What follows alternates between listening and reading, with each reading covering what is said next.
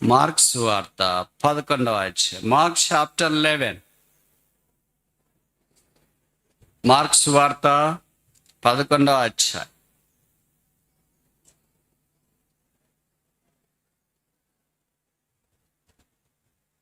ఎనిమిదవ వచనం.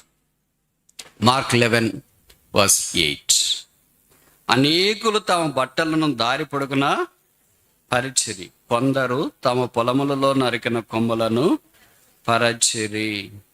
కనుక మొదటిది కాల్ట్ అంటే గాడిద పిల్ల. ఇది మనకి జ్ఞాపకం చేస్తుంది, హ్యూమిలిటీ, తగ్గింపును జ్ఞాపకం చేస్తుంది.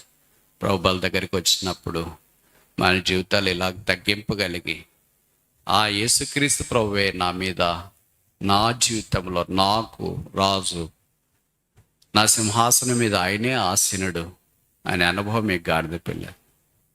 రెండవది ఏంటంటే, ఇక్కడ అనేకులు ఉన్నారు, క్రౌడ్స్, గుంపులు ఉన్నారు. మామూలు గుంపులో వాళ్ళు ఏం చెప్తే సాధారణంగా అదే గమనిస్తాం. కానీ ఈ గుంపు చెడు చేసింది కాదు, ఈ గుంపు ఇక్కడ మంచిది చేస్తుంది. వారం తర్వాత గుంపు మారిందో, మరి ఆ గుంపులో కొంతమంది ఉన్నారో ఏమైనాడో తెలియదు. వాళ్ళు కూడా ఇలాగే కేకలేస్తారు, ఆయనను సిలువేము సిలువేము. ఇక్కడేమన్నారు, జయము జయము జయము అని. అనేకులు తమ బట్టలను పరిచిరి. బట్టలు పరుస్తున్నారంటే అర్థం ఏంటి? బట్టలు పరుస్తున్నారంటే అర్థం ఏంటి? ఎవరికి పరుస్తారు అలాగా? మీరు ఏం చెప్పట్లేదు అంటే, తెలిసి చెప్పట్లేదా, తెలియకుండా చెప్పట్లేదా, నిద్ర వస్తుందా, తొందరగా ముగించాలా, అదేనా చెప్పండి. రాజుల 2వ గ్రంథం 9వ అధ్యాయం 13వ వచనం. 2 Kings chapter 9 verse 13.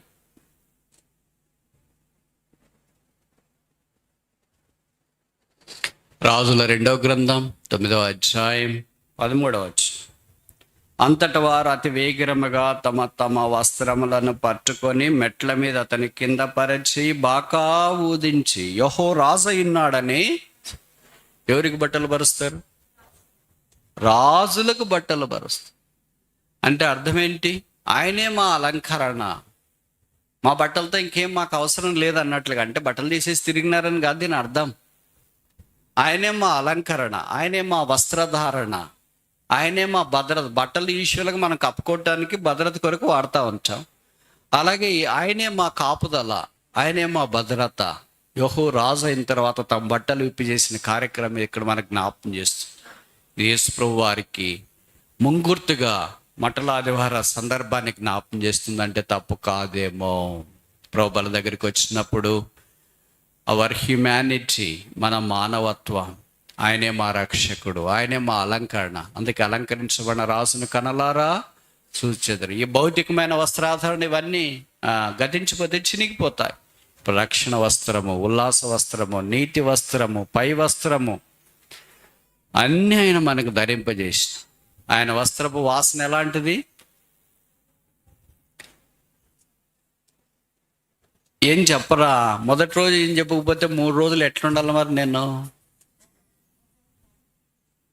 వెళ్ళిపోవాలా?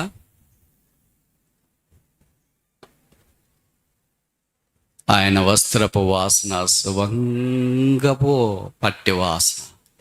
బైబిల్లో రాయబడింది, ఆయనకి దాదాపు 7 రకాలైన వస్త్రాలు ఉన్నాయి. మొట్టమొదట ఆయన చుట్టిన వస్త్రం. లూకాసు వార్త 2వ అధ్యాయంలో పొత్తి గుడ్డలు చుట్టి పశువుల తొట్టిలో పరుండబెట్టిరి. అక్కడ ఆరంభించబడింది ఆయన వస్త్రధారణ. దేవాలయంలో ఆయన వస్త్రధారణ ఎలాగుంది? యెషయా గ్రంథం 6వ అధ్యాయంలో మనం చూస్తే, ఆయన చొక్కాయి దేవాలయ పంచులను కమ్ముకొని. కనుక ఇవన్నీ వస్త్రాల ధారణ అంటే భౌతికమైన వస్త్రాల గురించి మనం మాట్లాడట్లేదు. ఇవి జ్ఞాపకం చేసే ఆత్మీయమైన సంగతుల గురించి మనం జ్ఞాపకం చేస్తాం. అలాగే ఆ యేసుప్రభు వారు భూమి మీద సంచరిస్తున్న దినాల్లో ఒకసారి అనారోగ్యంతో బాధపడుతున్న ఒక స్త్రీ వచ్చి ఆయన వస్త్రపు చెంగును మాత్రమే ముట్టింది. ఆమెకు స్వస్థత వచ్చినట్లు వాక్యంలో మనం గమనిస్తాం.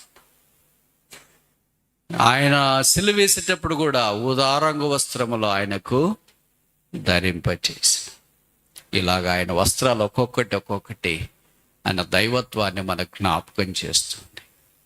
మనుషుడు ఆ దేవుని ఎదుట నిలబడినప్పుడు నిరుత్తరుడై ఉన్నాడని, ఆ దేవుడే మా మానవత్వానికి హేతువని, భద్రతని, కాపుదలని మనుషుడు తమ వస్త్రములను తీసి ఆ రాజు ఎదుటేసిన.